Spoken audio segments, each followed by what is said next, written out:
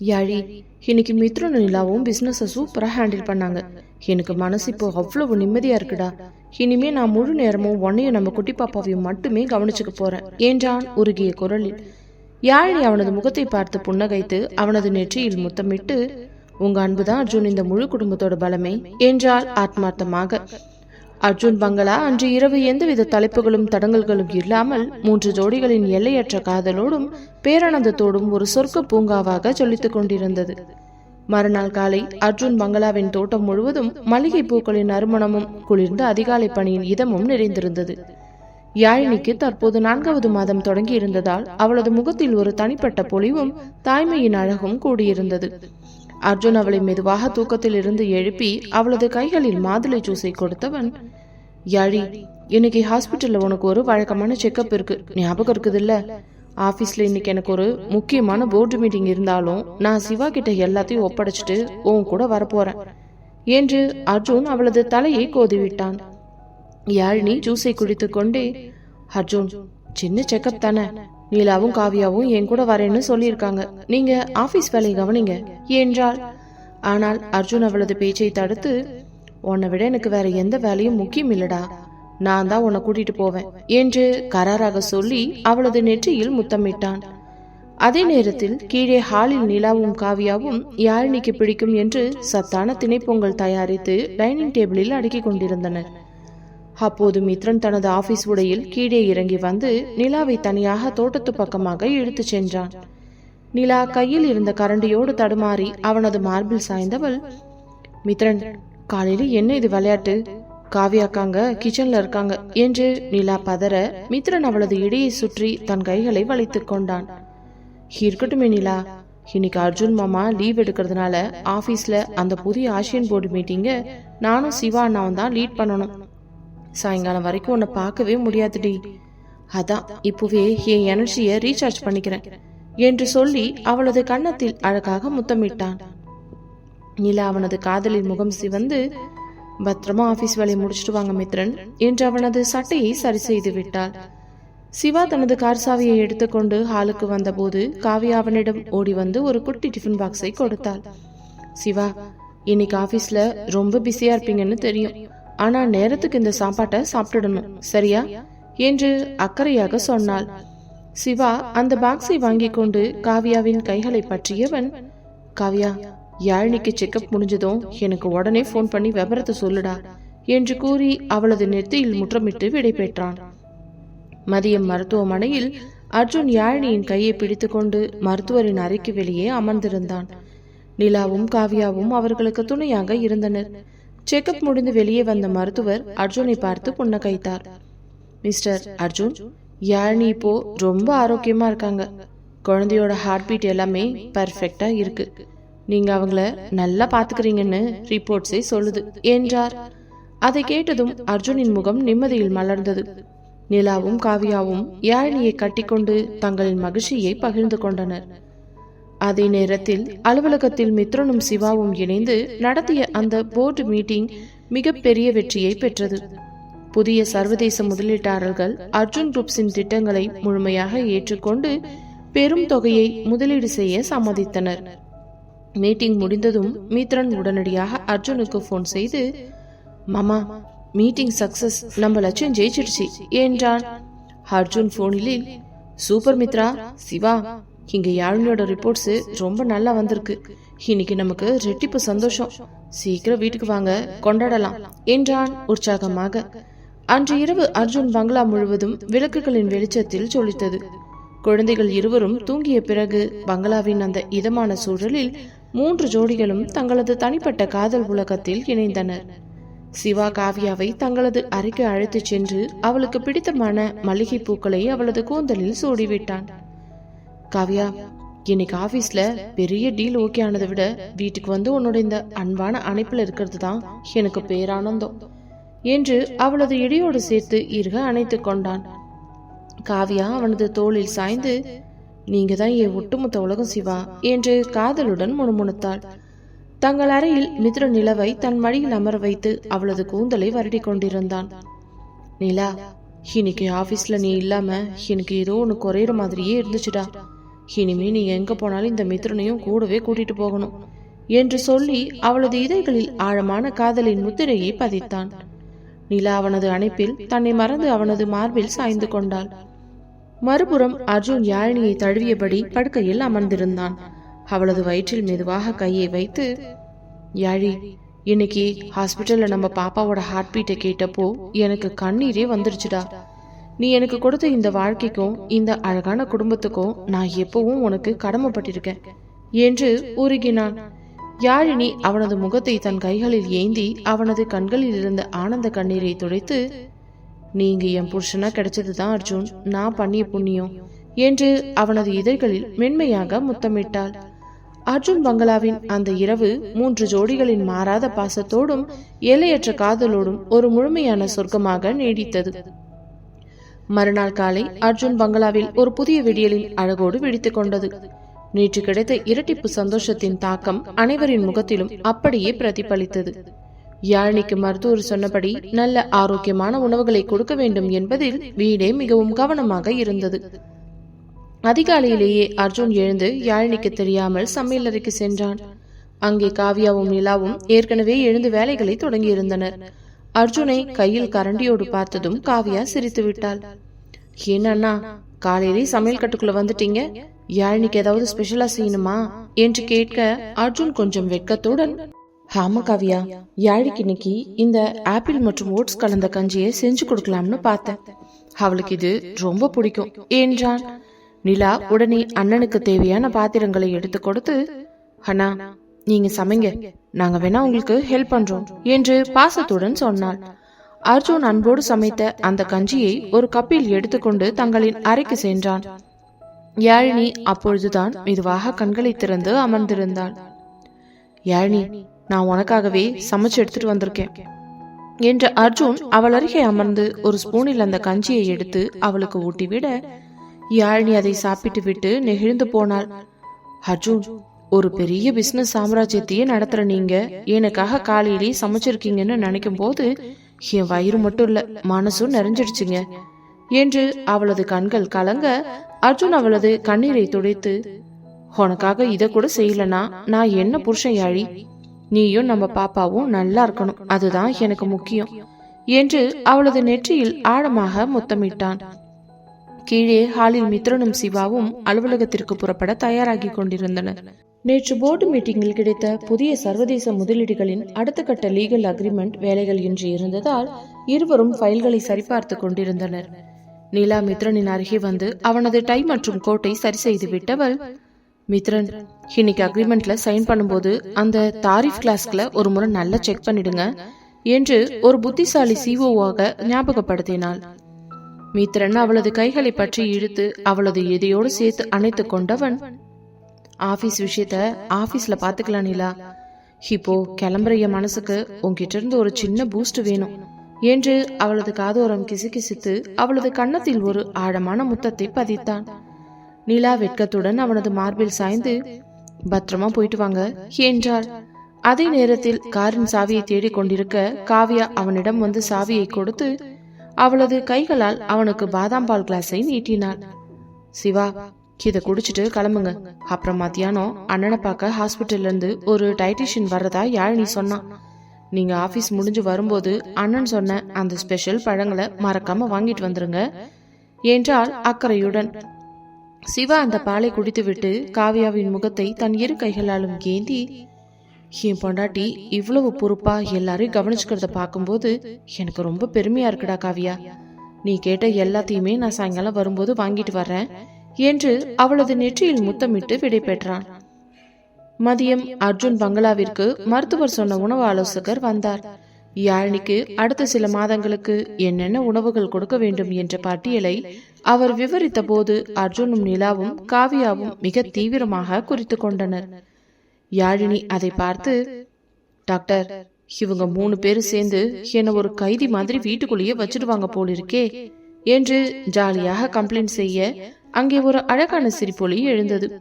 மாலை 6 மணி அளவில் மித்ரனும் சிவாவும் அலுவலக வேலைகளை வெற்றிகரமாக முடித்துவிட்டு வீட்டிற்கு திரும்பினர்.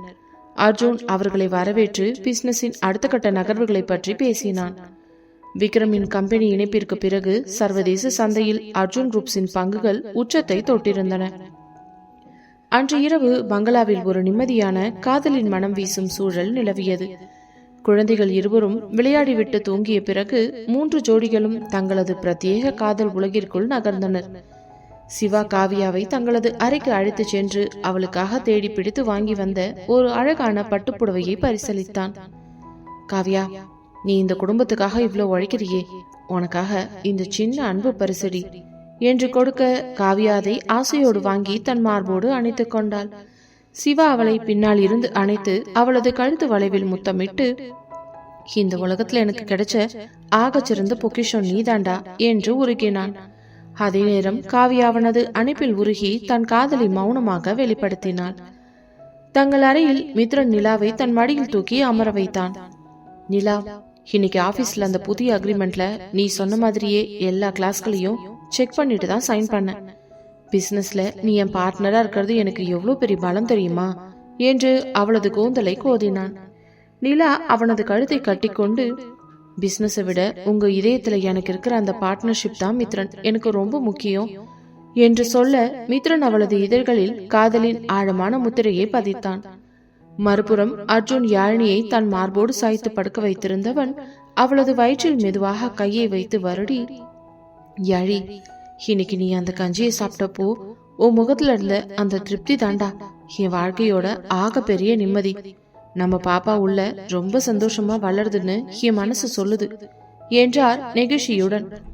யாழினி அவனது நெஞ்சில் முகம் புதைத்து அவனது இதய துடிப்பை கேட்டபடியே, உங்க இந்த ஆழமான அன்பு பாசமும் தான் அர்ஜுன் நம்ம பாப்பாவுக்கு கிடைக்க போற பெரிய வரம் என்று அவனது கைகளை இறுக்கமாக பற்றி கொண்டாள்.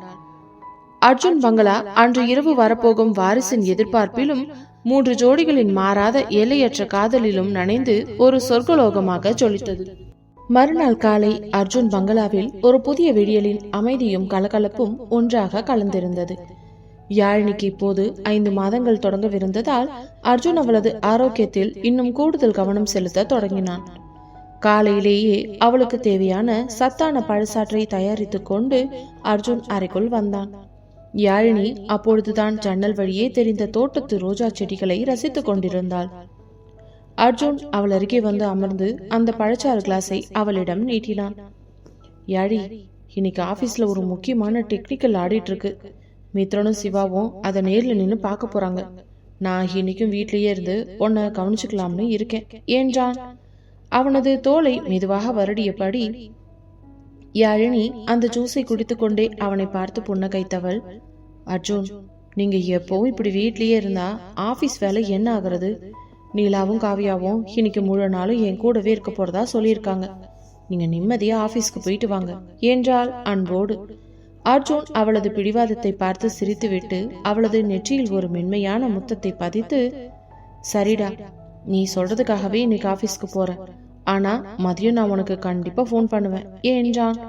கீழே ஹாலில் மித்ரனும் சிவாவும் தங்களின் ஃபைல்களை சரிபார்த்து கொண்டிருந்தனர். புதிய ஆசிய விரிவாக்கத்தின் ஒரு பகுதியாக தங்களின் சர்வதேச சேவைகளை தணிக்கை செய்யும் அந்த ஆடிட் இன்று மிக முக்கியமானது. நிலா மித்ரனின் அருகில் வந்து அவனது சட்டை காலரை சரி செய்து விட்டாள். மித்ரன், இன்னைக்கு ஆடிட் ரிப்போர்ட்ல நாம எல்லாத்தையும் பெர்ஃபெக்டா காட்டணும். நான் நேற்று நைட்டு வரைக்கும் எல்லா டேட்டாவையுமே செக் பண்ணிட்டேன் என்றால் ஒரு திறமையான சிஓவாக. மித்ரன் அவளது கைகளை பற்றி கொண்டு சுற்றிலும் யாரும் இல்லை என்பதை உறுதி செய்து அவளை தன் நெஞ்சோடு அணைத்து கொண்டான். நிலா, பிசினஸ்ல நீ எனக்கு பார்ட்னரா கிடைச்சது என் அதிர்ஷ்டண்டா. ஆனா இந்த ஆடிட் டென்ஷனை விட உன்னோட இந்த அன்பான அனுப்பு தான் எனக்கு இப்போ பெரிய எனர்ஜி என்று அவளது காதோரம் கிசுகிசுத்து அவளது கன்னத்தில் இதமான முத்தமிட்டான். நிலா வெட்கத்துடன், ஆபீஸுக்கு நேரமாச்சு மித்ரன், கிளம்புங்க என்று அவனை நகர்த்தினாள். அதே நேரத்தில் சிவா தனது கார் சாவியை எடுத்துக்கொண்டு கிளம்ப தயாரானான். காவியா அவரிடம் வந்து ஒரு குட்டி ஸ்நாக்ஸ் பாக்ஸை கொடுத்து, சிவா, இன்னைக்கு ஆபீஸ்ல ரொம்ப லாங் மீட்டிங் இருக்கும்னு அண்ணன் சொன்னாரு. நேரத்துக்கு எதையாவது சாப்பிட்டுருங்க. அப்புறம் வரும்போது யாழினிக்கு டாக்டர் சொன்ன அந்த ஸ்பெஷல் நட்ஸ் பேக்கெட் எல்லாம் வாங்கிட்டு வந்துருங்க என்றால் அக்கறையுடன். சிவா அவளது முகத்தை ஆசையோடு பார்த்து, என் பொண்டாட்டி இவ்வளோ பொறுப்பா எல்லாரையும் கவனிச்சுக்கிறதெல்லாம் பார்க்கும்போது எனக்கு உண்மையாலுமே ரொம்ப பெருமையா இருக்குடா காவியா நீ சொன்னபடியே சாயங்காலம் வரும்போது எல்லாத்தையும் வாங்கிட்டு வந்துடுறேன் என்று அவளது நெற்றியில் முத்தமிட்டு விடை பெற்றான். அர்ஜுனும் மித்ரனும் சிவாவும் அலுவலகத்திற்கு புறப்பட்டனர். அன்று அர்ஜுன் குரூப்ஸ் தலைமை அலுவலகத்தில் அந்த சர்வதேச ஆடிட் குழுவினருடன் மீட்டிங் விறுவிறுப்பாக நடந்தது. மித்ரனும் சிவாவும் தங்களின் உழைப்பாலும் நிலா தயாரித்து கொடுத்த துல்லியமான டேட்டாக்களாலும் அனைத்து கேள்விகளுக்கும் மிக சிறப்பாக பதிலளித்தனர். தணிக்கை அதிகாரிகள் தங்களின் முழுமையான திருப்தியை வெளிப்படுத்தி அர்ஜுன் குரூப்ஸின் ஆசிய நெட்வொர்க்கிற்கு A+ தரம் வழங்கி பாராட்டினர். அர்ஜுன் மித்ரன் தோளை தட்டி, மிரட்டிட்டீங்கடா, உங்க 2 பேரோட உழைப்புக்கு கிடைச்ச பெரிய வெற்றி இது என்று பெருமிதத்துடன் சொன்னான். மித்ரனும் புன்னகையுடன், எல்லாம் உங்களோட வழிகாட்டுதல் தான் மாமா என்றான் நன்றியுடன்.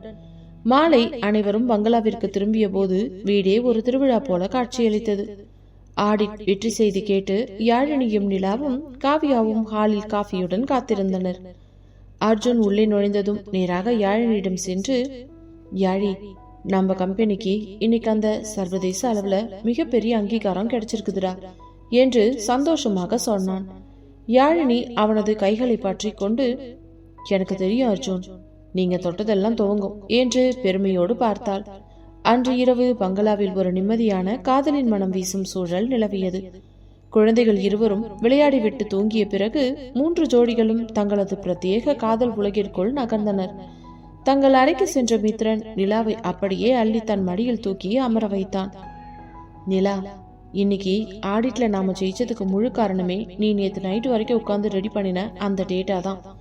பிசினஸ்ல நீ என் பார்ட்னரா இருக்கிறது எனக்கு எவ்வளவு பெரிய பலம் தெரியுமா என்று அவளது கூந்தலை மெல்ல கோதினான். நிலா அவனது கழுத்தை கட்டி கொண்டு, பிசினஸை விட உங்க இதயத்துல எனக்கு இருக்கிற அந்த பார்ட்னர்ஷிப் தான் ரொம்ப முக்கியம் மித்ரன் என்று சொல்ல, மித்ரன் அவளது இதழ்களில் காதலின் ஆழமான முத்திரையை பதித்தான். மறுபுறம் அர்ஜுன் யாழினியை தன் மார்போடு சாய்த்து படுக்க வைத்திருந்தான். அவளது வயிற்றில் மெதுவாக கையை வைத்து வருடி, யாழி, இன்னைக்கு ஆபீஸ்ல எவ்வளோ பெரிய வெற்றி கிடைச்சாலும் வீட்டுக்கு வந்து உன்னோட இந்த அன்பான முகத்தை பார்த்து நம்ம பாப்பாவோட அசைவை உணரும் போது கிடைக்கிற சந்தோஷமே தண்ணிடா. நீ எனக்கு கொடுத்த இந்த வாழ்க்கைக்கும் இந்த அழகான குடும்பத்துக்கும் நான் எப்பவும் உனக்கு கடமைப்பட்டிருக்கேன் என்றான் நெகிழ்ச்சியுடன். யாழினி அவனது நெஞ்சில் முகம் புதைத்து அவனது இதய துடிப்பை கேட்டபடியே, உங்க இந்த ஆழமான அன்பு பாசமும் தான் அர்ஜுன் நம்ம பாப்பாவுக்கு கிடைக்க போற பெரிய வரம் என்று அவனது கைகளை இறுக்கமாக பற்றி கொண்டாள். அர்ஜுன் பங்களா அன்று இரவு வரப்போகும் வாரிசின் எதிர்பார்ப்பிலும் 3 ஜோடிகளின் மாறாத எல்லையற்ற காதலிலும் நனைந்து ஒரு சொர்க்கலோகமாகவே ஜொலித்தது. அடுத்த நாள் காலை அர்ஜுன் பங்களாவின் டைனிங் டேபிளில் அனைவரும் ஒன்றாக அமர்ந்து காலை உணவை சாப்பிட்டுக் கொண்டிருந்தனர்.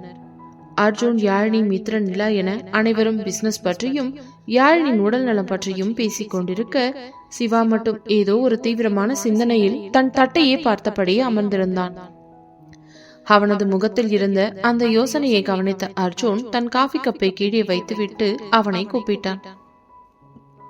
என்ன சிவா, காலையில இருந்தே ஒரு மாதிரியா இருக்க?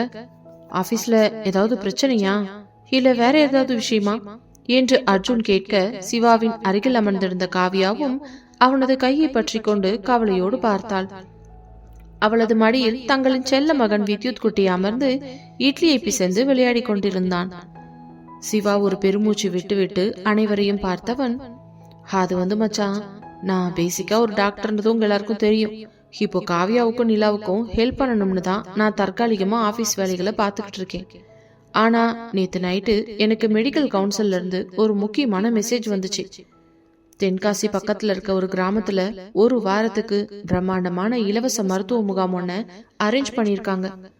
அங்க இருக்கிற ஏழை எளிய மக்களுக்கு சிகிச்சை கொடுக்கறதுக்காக என்ன முதன்மை டாக்டரா வர சொல்லி கேட்டிருக்காங்க. ஒரு டாக்டரா என்னால இந்த வாய்ப்பை மறுக்க முடியலன்னு. ஆனா இப்போ இருக்கிற சூழ்நிலையில உங்களை எல்லாம் விட்டுட்டு, முக்கியமா காவியாவையும் நம்ம வித்யுத் குட்டியும் பிரிஞ்சு ஒரு வாரம் வெளியூர் போகணும்னு தான் ஒரே யோசனையா இருக்கு என்றான் சிவா. இதை கேட்டதும் காவியாவின் முகம் அப்படியே வாடி போனது. அவளது கண்களில் லேசாக கண்ணீர் முட்டியது. அவள் வித்யுத்தை இறுக அணைத்துக் கொண்டு சிவாவின் கைகளை பற்றி, சிவா, என்ன சொல்றீங்க? ஒரு வாரம் முழுக்க எங்களை விட்டுட்டு வெளியூர் போக போறீங்களா? கல்யாணம் ஆனதுல இருந்து நாம ஒரு நாள் கூட ஒருத்தர் ஒருத்தர் பிரிஞ்சு இருந்ததே இல்ல. இப்போ நம்ம வித்யுத் குட்டியும் அப்பாவை தேடுவான் சிவா. நீங்க இல்லாத இந்த பங்களா எனக்கு எப்படி இருக்கும்னு நினைச்சாலே பயமா இருக்கு. நீங்க இல்லாம ஒரு வாரம் என்னாலையும் நம்ம குழந்தையாலையும் கண்டிப்பா இருக்க முடியாது என்று வருத்தத்தோடு சொன்னாள். அங்கே ஒரு நிமிடம் அமைதி நிலவியது. மித்ரன் சிவாவின் தோளை தட்டி, டேய் சிவா, நீ ஒரு நல்ல காரியத்துக்கு போற, அதை நினைச்சு நாங்க பெருமைப்படுறோம். ஆனா காவியா சொல்றதும் கரெக்ட் தான். குழந்தையும் உன்னையும் விட்டும் இருக்க மாட்டான் என்றான். நிலாவும், ஆமா சிவமாமா, காவியா அக்கா உங்களை ரொம்ப மிஸ் பண்ணுவாங்க என்றாள். அப்பொழுது அர்ஜுன் உறக்க சிரித்தவன் சோஃபாவில் அமர்ந்திருந்த யாழினியின் கையை பற்றி கொண்டு காவியாவை பார்த்து பேச தொடங்கினான். ஏன் காவியா, சின்ன பிள்ளை மாதிரி இப்படி அழுதுகிட்டு இருக்க? உன் புருஷன் ஒரு டாக்டரா ஒரு பெரிய சேவை செய்ய போறான். அவனுக்கு நீ பக்கபலமா இருக்கணும். அதுக்காக நீ ஏன் உன் புருஷனை பிரிஞ்சு இங்க இருக்கணும்னு நான் கேக்குறேன். நீயும் நம்ம வித்யுத் குட்டியும் அவன் கூடவே அந்த தென்காசி கேப்புக்கு கிளம்பி போங்க என்றான் அர்ஜுன் அதிரடியாக. காவியா புரியாமல், அண்ணா நான் எப்படி அங்க போக முடியும்? வித்யுத் சின்ன குழந்தை, மெடிக்கல் கேம்ப்ல அவனை கூட்டிட்டு போய் கஷ்டப்பட என்று இழுக்க அர்ஜுன் அவளது பேச்சை தடுத்தான். அதெல்லாம் ஒரு கஷ்டமும் இல்ல காவியா. நீங்க 3 பேரும் அங்க போய் எந்த ஹோட்டல்லையோ இல்ல தங்குற இடத்துலயோ கஷ்டப்பட வேண்டாம். தென்காசியில நம்ம அர்ஜுன் குரூப்ஸோட கெஸ்ட் ஹவுஸ் ஒண்ணு இருக்கு. இயற்கை சூழலுக்கு நடுவுல பிரம்மாண்டமா இருக்கும். அதை இப்பவே நான் உங்களுக்கு அரேஞ்ச் பண்ணி தரேன். நீங்க 3 பேரும் அங்கேயே ஸ்டே பண்ணிக்கோங்க, சரியா? சிவா காலையில இருந்து ஈவினிங் வரைக்கும் அந்த மெடிக்கல் கேம்ப்ல போய் மக்களுக்கு சேவை செய்யட்டும். நீ வித்யுத் குட்டிய வச்சுக்கிட்டு அந்த அழகான கெஸ்ட் ஹவுஸ்ல ரிலாக்ஸ் பண்ணு. அப்புறம் ஈவினிங்க்கு மேல சிவா வீட்டுக்கு வந்துருவான். அதுக்கப்புறம் நீங்க 3 பேருமா சேர்ந்து உங்களோட லைஃப நல்லா என்ஜாய் பண்ணுங்க. குற்றால அருவி, தோட்டம்னு குழந்தைய கூட்டிட்டு சுத்தி பார்த்துட்டு சந்தோஷமா வாங்க என்று அர்ஜுன் புன்னகையோடு சொன்னான். அர்ஜுன் சொன்ன இந்த வார்த்தைகளை கேட்டதும் காவ்யாவிற்கு சந்தோஷம் தாங்க முடியவில்லை. அவளது கவலைகள் அனைத்தும் ஒரு நொடியில் பறந்து போயின. அவள் முகத்தில் ஒரு பெரிய புன்னகை மலர சோஃபாவில் இருந்து துள்ளி குதித்து ஓடி வந்து அர்ஜுனை இறுக்கமாக கட்டிக்கொண்டவள், தேங்க்யூ அண்ணா, தேங்க்யூ சோ மச். நீங்க தான் உலகத்திலேயே மிகச்சிறந்த அண்ணன். என் மனசுல இருந்த பாரத்தை அப்படியே இறக்கி வச்சிட்டீங்க என்று ஆனந்த கண்ணீருடன் கூறினாள். அர்ஜுன் அவளது தலையை தடவி, என் தங்கச்சி எப்பவும் சந்தோஷமா இருக்கணும்டா என்றான் பாசத்துடன். யாழினியும், பாத்தியா காவியா, உன் அண்ணன் உனக்காகவும் குழந்தைக்காகவும் எப்படி யோசிக்கிறார்னு, இப்பவாது இந்த அழுகையை நிறுத்து என்று சிரித்தாள். அதற்கடுத்த 2 நாட்களும் அர்ஜுன் பங்களாவில் ஒரே பரபரப்பு தான். காவ்யாவும் சிவாவும் தங்களின் செல்ல மகன் வித்யுத்துடன் தென்காசி புறப்படுவதற்கான ஏற்பாடுகள் பலமாக நடந்தன.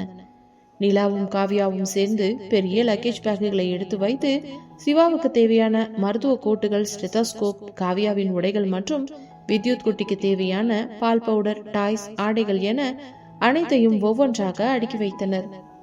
யாழினி அமர்ந்தபடியே, காவ்யா, அங்க காத்து ரொம்ப குளிர்ச்சியா இருக்கும், குழந்தைக்கு மறக்காம ஸ்வெட்டர் எடுத்து வச்சுக்கோ. அப்புறம் சிவானாக்கும் வித்யுத்துக்கும் டைமுக்கு சாப்பாடு கொடுத்துரு என்று பல அறிவுரைகளை கூறினாள். கடைசியாக அவர்கள் கிளம்பும் அந்த நாள் வந்தது.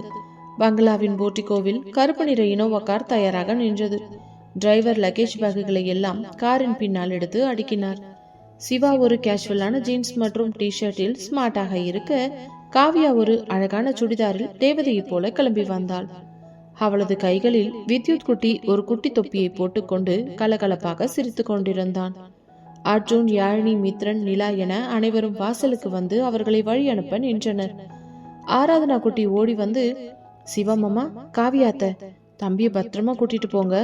அப்புறம் எங்களுக்கு அங்க இருந்து நிறைய அல்வா வாங்கிட்டு வரணும், சரியா என்று கேட்க, வித்யுத் குட்டியும் பாப்பா அல்லா என்று கைகளை தட்டி தாளம் போட்டான். சிவா சிரித்துக்கொண்டே வித்யுத்தை வாங்கி காரில் அமர வைத்தான். மித்ரன் சிவாவின் கைகளை குலுக்கி, சிவாண்ணா, கேம்ப நல்லபடியா முடிச்சுட்டு வாங்க. பிசினஸ பத்தி எந்த கவலையும் வேண்டாம், நானும் மாமாவும் பாத்துக்கிறோம். காவியா கவியும் குழந்தையும் நல்லா பார்த்துக்கோங்க என்றான். நீலா காவியாவை கட்டிக்கொண்டு, அக்கா போயிட்டு நல்லா என்ஜாய் பண்ணிட்டு வாங்க என்று வாழ்த்தினாள். அர்ஜுன் சிவாவின் தோளை தட்டி, சிவா, நல்லபடியா மக்களுக்கு சேவை பண்ணிட்டு வாங்க. காவியா, பத்திரமா போயிட்டு வாங்கடா என்று அன்போடு வழி அனுப்பி வைத்தான்.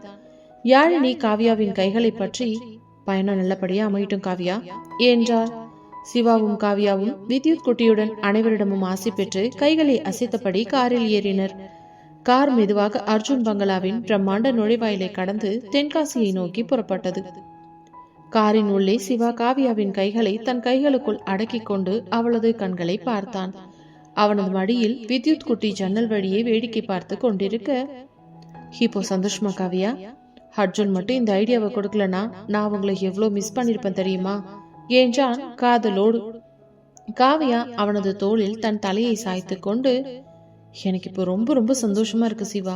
நம்ம குழந்தையோட இந்த ஒரு வாரம் நமக்கான அழகான குடும்ப காலமா மாறப்போகுது என்று அவனது கைகளை தன் நெஞ்சோடு சேர்த்து அணைத்து கொண்டாள். கார் பசுமையான சாலைகளில் தங்களின் புதிய காதல் பயணத்தை நோக்கி விறுவிறுப்பாக நகர்ந்தது. சென்னை நகரின் நெரிசலான சாலைகளை கடந்து கார் பசுமை போர்த்திய நெடுஞ்சாலையில் விறுவிறுப்பாக தென்காசியை நோக்கி தடம் பதித்தது. காரின் ஜன்னல் வழியே குளிர்ந்த காற்று உள்ளே நுழைந்து காவியாவின் முகத்தை வருடியது. அவளது மடியில் அமர்ந்திருந்த வித்யுத் குட்டி வெளியே ஓடும் மரங்களையும் மாடுகளையும் பார்த்து தன் குட்டி விரல்களால் சுட்டிக்காட்டி, அப்பா அங்க பாரு என்று மழையில் குதித்துக் கொண்டிருந்தான். சிவா ஒரு கையால் ஸ்டீரிங்கை பிடித்தபடி மறு கையால் வித்யுத்தின் கன்னத்தை கிள்ளினான். டேய் செல்லம், அப்பா டிரைவ் பண்றல்ல, சமத்தா அம்மா மடியில உட்காரணும் சரியா என்று சொல்லிவிட்டு காவியாவை பார்த்தான். அவளது முகம் சென்னை பங்களாவில் இருந்த கவலையெல்லாம் மறந்து இப்பொழுதே குற்றாலத்து சாரல் பட்டது போல அத்தனை பிரகாசமாக இருந்தது. என்ன காவியா மேடம், உன் அண்ணன் கெஸ்ட் ஹவுஸ் அரேஞ்ச் பண்ணி கொடுத்த சந்தோஷம் இன்னும் உங்க கண்ணுக்குள்ள அப்படியே இருக்கு என்று சிவா குறும்பாக பேசினான். காவியா அவனது தோளில் மெதுவாக தலையை சாய்த்து கொண்டவள், இல்லையா பின்ன சிவா, நீங்க மட்டும் தனியா போயிருந்தா நாங்க வித்யுத்தை வச்சுக்கிட்டு எவ்வளவு கஷ்டப்பட்டிருப்பேன். அண்ணன் நமக்காக மட்டும் யோசிக்கல, நம்ம குழந்தையும் அப்பாவை விட்டு பிரியக்கூடாதுன்னு நினைச்சிருக்காரு. அதான் எனக்கு ரொம்ப நெகிழ்ச்சியா இருக்கு என்றால் ஆத்மார்த்தமாக. அவர்கள் பேசிக்கொண்டே வர கார் மாலை 4 மணி அளவில் தென்காசியில் இருக்கும் அர்ஜுன் குரூப்ஸின் பிரம்மாண்டமான கெஸ்ட் ஹவுஸ் வாசலில் வந்து நின்றது. மேற்கு தொடர்ச்சி மலையின் பின்னணியில் சுற்றிலும் தென்னை மரங்களும் மரத்தோப்புகளும் சூழ அந்த பங்களா டைப் கெஸ்ட் ஹவுஸ் ஒரு அரண்மனை போலவே காட்சியளித்தது. கார் நின்றதும் அங்கிருந்த காவலாளிகள் ஓடி வந்து கதவை திறந்து லக்கேஜ் பேக்குகளை உள்ளே எடுத்து சென்றனர். காவியா காரை விட்டு இறங்கியதுமே அங்கிருந்த தூய்மையான காற்றையும் மல்லிகை வாசனையும் சுவாசித்து விட்டு, அப்பா எவ்வளவு அழகான இடம் சிவா இது என்று வியந்தாள். வித்யுத் குட்டி தரையில் கால் வைத்ததும் அங்கிருந்த புல்வெளியில் பாப்பா டாய்ஸ் என்று கத்திக்கொண்டே ஓடத் தொடங்கினான். சிவா அவனை தூக்கி கொண்டு காவியாவின் இடையை சுற்றி தன் கையை வளைத்து, உனக்கு இந்த இடம் பிடிக்கும்னு எனக்கு தெரியும்டா காவியா. சரி, உள்ள போய் ரெஸ்ட் எடுப்போம், நாளைக்கு காலையில இருந்து எனக்கு மெடிக்கல் கேம்ப் ஸ்டார்ட் ஆகிடும் என்றான். அன்று மாலை அவர்கள் அந்த இயற்கை சூழலில் தங்களை முழுமையாக ரிலாக்ஸ் செய்து கொண்டனர். காவியா வித்யுத்துக்கு சாதம் ஊட்டிவிட்டு அவனை படுக்க வைக்க அந்த பயண களைப்பில் குட்டி பையன் சீக்கிரமாகவே தூங்கிவிட்டான். இரவு நேரம் வந்ததும் அந்த பங்களாவின் பால்கனியில் நிலவொளி குளிர்ந்த சாரலோடு வந்து விழுந்தது. சிவா குளித்துவிட்டு ஒரு மெல்லிய டிஷர்ட்டில் வர காவியா ஒரு அழகான காட்டன் புடவையில் மல்லிகை பூ சூடி அங்கே நின்றிருந்தாள். சிவா அவளுக்கு தெரியாமல் பின்னால் இருந்து வந்து அவளை தன் நெஞ்சோடு இருக அணைத்து கொண்டான். அவளது கூந்தலில் இருந்த மல்லிகை வாசம் அவனது உணர்வுகளை தோண்டியது. சிவா, என்ன இது புது இடம், யாராவது பார்க்க போறாங்க என்று காவியா வழக்கம் போல வெட்கப்பட சிவா அவளது காது மடலில் தன் இதழ்களால் மென்மையாக முத்தமிட்டான். இங்க நம்மளை பார்க்க யாரும் இல்ல காவியா, நம்ம வித்யுத் குட்டியும் தூங்கிட்டான். அர்ஜுன் சொன்னது ஞாபகம் இருக்கா? ஈவினிங்க்கு மேல லைஃபை என்ஜாய் பண்ணணும்னு. சோ நோ அப்ஜெக்ஷன் என்று சொல்லி அவளை தன் பக்கமாக திருப்பினான்.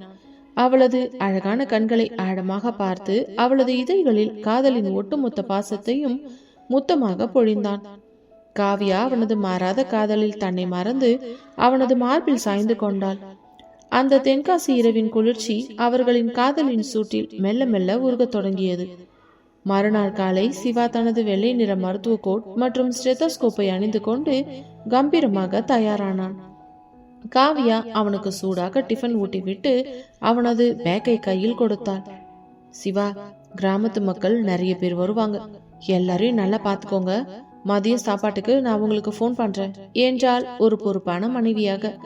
சிவா அவளது நெற்றியில் முத்தமிட்டு, சரிடா காவியா, நீ வித்யுத்தை பாத்துக்கோ, நான் ஈவினிங் சீக்கிரம் வந்துடுறேன் என்று கூறிவிட்டு கேம்பிற்கு புறப்பட்டான். தென்காசியின் ஒரு அரசு பள்ளி வளாகத்தில் அந்த இலவச மருத்துவ முகாம் பிரம்மாண்டமாக தொடங்கியது. நூற்றுக்கணக்கான கிராம மக்கள் அங்கே கூடியிருந்தனர். சிவா முதன்மை மருத்துவராக தனது இருக்கையில் அமர்ந்து ஒவ்வொரு நோயாளியையும் மிகுந்த பொறுமையோடும் புன்னகையோடும் பரிசோதிக்க தொடங்கினான். அவனது கனிவான பேச்சும் திறமையான மருத்துவமும் வந்திருந்த ஏழை எளிய மக்களின் மனங்களை வென்றது. டாக்டர் தம்பி ரொம்ப தங்கமான குணமா இருக்காருப்பா என்று பெரியவர்கள் அவனது தலையில் கை வைத்து வாழ்த்தினர். அதே நேரத்தில் சென்னை பங்களாவில் அர்ஜுனும் யாழினியும் சோஃபாவில் அமர்ந்திருந்தனர். அர்ஜுன் யாழினியின் மடியில் தலை வைத்து படுத்திருக்க அவளது போனுக்கு காவ்யாவிடமிருந்து மெசேஜ் வந்தது. யாழினி, நாங்க நல்லபடியா வந்து சேர்ந்துட்டோம். இந்த இடம் ரொம்ப அழகா இருக்கு. சிவா இப்போ கேம்புக்கு போயிருக்காரு என்ற விவரத்தை பார்த்ததும் யாழினி அர்ஜுனிடம் சொன்னார். அர்ஜுன் சிரித்து கொண்டே, பாத்தியா யாழி, நான் சொன்ன பிளான் எப்படி ஒர்க் அவுட் ஆயிருக்குன்னு. இப்போ அவங்களோட பிரைவசியையும் என்ஜாய் பண்ணுவாங்க. சிவாவும் அவனோட சேவையை நல்லா பண்ணுவான் என்றான். யாழினி அவனது நெற்றியில் முத்தமிட்டு, நீங்க எதை செஞ்சாலும் அதுல ஒரு அர்த்தம் இருக்கும் அர்ஜுன் என்று அவனது கைகளை இறுக்கமாக பற்றி கொண்டான். மித்ரனும் நிலாவும் அங்கே வந்து, ஆமா மாமா, சிவா அண்ணாவோட கேம்ப் போட்டோஸ் எல்லாம் குரூப்ல பார்த்தோம், நிஜமாவே பெருமையா இருக்கு என்றான். மாலை 5 மணி அளவில் சிவா தனது முதல் நாள் கேம்ப் வேலைகளை வெற்றிகரமாக முடித்துவிட்டு காவியா கேட்டபடியே ஒரு பெரிய பாக்கெட்டில் சுட சுட நெய் அல்வாவை வாங்கி கொண்டு கெஸ்ட் ஹவுஸிற்கு திரும்பினான். காரின் சத்தம் கேட்டதுமே காவியா வித்யுத் குட்டியை தூக்கி கொண்டு ஓடி வந்தாள். வித்யுத் அப்பா அப்பா என்று கத்த சிவா அவனை கையில் அள்ளி முத்தமிட்டவன், இந்தா காவியா, நீயும் வித்யுத்தும் ஆசைப்பட்ட தென்காசி அல்வா என்று நீட்டினான். அன்று மாலை அவர்கள் மூவரும் கெஸ்ட் ஹவுஸின் பெரிய தோட்டத்தில் அமர்ந்து அந்த அல்வாவை சாப்பிட்டு மகிழ்ந்தனர். சிவா காவியாவின் தோளில் கை போட்டு அணைத்துக் கொள்ள வித்யுத் புல்வெளியில் ஓடி விளையாடி கொண்டிருந்தான். இயற்கையின் மடியில் தங்களின் செல்ல குழந்தையோடு அந்த 3 பேரின் குட்டி குடும்ப உலகம் அத்தனை அழகாகவும் நிறைவாகவும் காட்சியளித்தது.